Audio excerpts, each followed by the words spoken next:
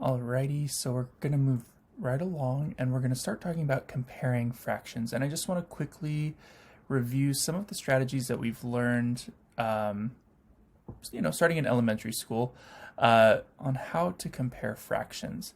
And when I say compare fractions, I mean you're going to tell me which one is bigger, okay? And we use the symbols greater than, less than, or equal to, right? So let's talk about some of the different scenarios and how we compare these fractions. The first scenario that we will encounter are two fractions, or I should say is two fractions with the same denominator. And this one's probably the most straightforward. So again, notice that we have the same denominator in both of these fractions. And what's nice about this is we just need to look at the numerators. And whichever is the higher numerator is the greater fraction. So in this case, we need to draw the symbol going this way. So the alligator is eating the bigger number, right? I don't know if you guys have heard that, but hopefully you have. So in this case, 4/5 is going to be the greater fraction. Let's take a look at another example. Let's do 11/16 and 12/16. Again, these have the same denominator, so really we're just looking at the numerator. And whichever has the bigger number, we'll say that one is greater. So which one is greater, 11 or 12? We'll say 12/16 is greater. And there you have it. The second scenario is where we have two fractions with different denominators. Okay, so here I want to compare the fractions 3/4 and 5/8.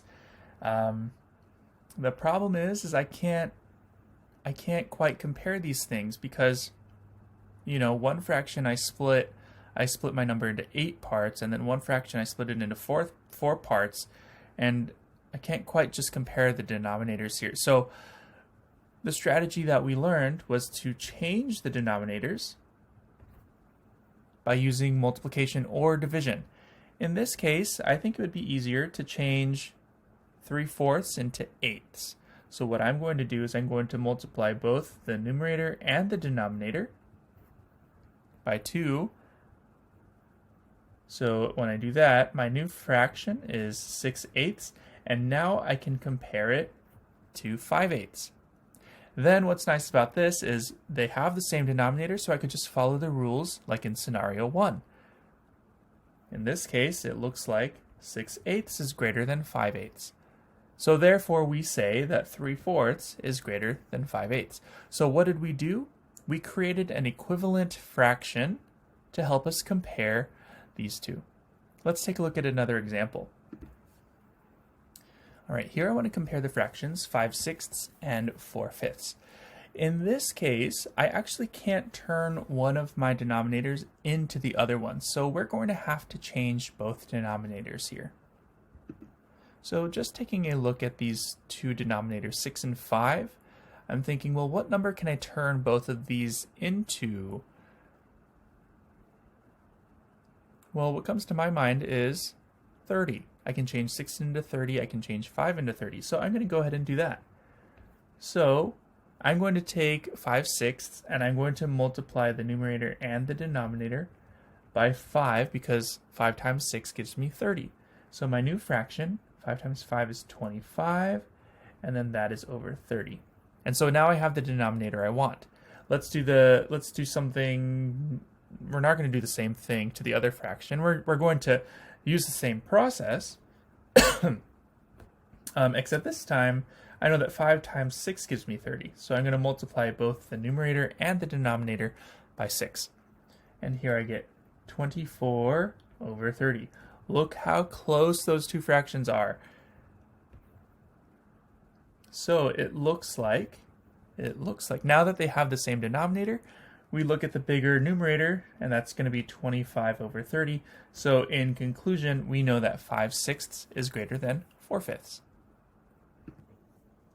All right, another skill we're going to talk about today is placing fractions on a number line. And number lines are great visual representations of these comparison statements that we were making, right? It's a great way to tell which fraction is bigger, and I don't know, it just gives you a really nice picture. So let's take a look at these three fractions: 1/2, 2/3, and 5/6. I'm going to go ahead and draw a number line that I can place these on. Okay, here I drew a number line. On the very, very left side, I marked that as 0, and then on the very right side, I marked that as 1, because all of these fractions are less than 1, okay? And then, of course, I marked the very, very middle, because that's going to help us mark our first fraction. So our first fraction we want to plot here is 1/2. So what I'm going to do is I'm going to go ahead and put a point right in the middle, because that's where 1/2 is, right in the middle between 0 and 1. And I'm going to label it.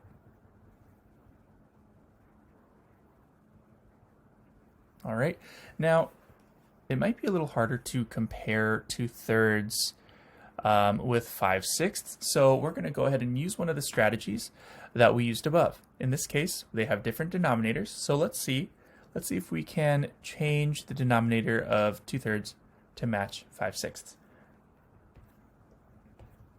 So I'm going to take 2/3, and I'm going to multiply both the numerator and the denominator by 2, so that way my new fraction becomes 4/6. So now I have 4/6, otherwise known as 2/3, and I have 5/6. The question now becomes, well, where do these belong on the number line? Well, hopefully you're thinking about, well, is 4/6 bigger than 1/2? Is 5/6 bigger than 1/2? If you're not sure, is there a way to find out? Yes, there is.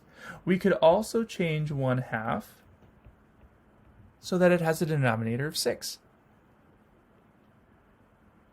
So if I multiply the numerator and the denominator by 3, I should get what I need. Ah, there we go. So I changed 1/2 into 3/6, I changed 2/3 into 4/6, and now it should be nice and clear where these go on the number line. And these are approximations, folks, so it's not going to be exact, but we're going to do our best. So I know that 2/3 is definitely bigger than 1/2, so I'm going to mark that here. 2/3, and then finally we have 5/6, which I'll mark approximately here. Okay, so here we used the strategies we talked about above to help us place these values on a number line. All right, let's take a look at one more example here. So I have 1/4, 3/8, and 1/2. So again, I drew a number line. On the very left side, 0. On the very right side, we have 1. And then I marked the middle section because automatically I know that's 1/2. Yeah? Again, our job is to place these fractions in order on the number line. Okay? So, again, by default, the very middle between 0 and 1 is 1/2. So we can go ahead and mark that. Okay? However, it might be a little hard to compare 1/4 and 3/8 having different denominators. So let's go ahead and change all three fractions so that they have the same denominator. I think what I'm going to do is I'm going to change 1/2 and 1/4 so that they have a denominator of 8. So let's go ahead and see what that looks like. So if I multiply 1/2, if I multiply the numerator and the denominator by 4, I get 4/8. And then for 1/4, I need to multiply the numerator and the denominator by 2. So that way I get 2/8. And there we go. Now we can kind of see where things belong. You'll notice that actually 1/2 is the biggest fraction that I have here. So 1/4 is 2/8 and 3/8 is obviously 3/8. 1/2 is 4/8. So let's go ahead and place some of these values here. So again, folks, these are approximations. So I'm going to say that 3/8,